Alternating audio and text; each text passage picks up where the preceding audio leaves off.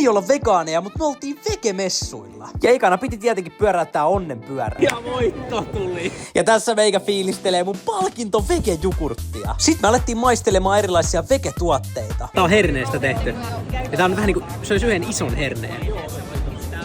Kyllä jäykkä. No yksi iso herne on joo. Tofua.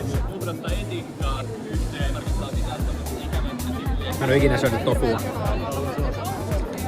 Me oltiin järkyttyneet noista tofuista, mutta nämä oli ihan todella hyviä Friidun vegejäätelöt. Sitten mä pongasin tällaisen lihispisteen tai oikeastaan vihispisteen ja täytyy kyllä ihan rehellisesti sanoa, että mä olin yllättynyt. Nämä oli oikeasti hyviä. Sitten me maisteltiin taas meidän lempivegeruokaa eli tofua. Mähän olin siis tekemässä täällä Porlamin Vege Plusalle somea. Me haasteltiin vaikuttajia ja maisteltiin erilaisia juustoja. Tässä Emilia mutustaa tällaista vege bolognese. Ja tää oli myös hyvä tuote. Mun arvosana messuille on 4/5 ja osa vegetuotteista oli kyllä oikeasti hyviä.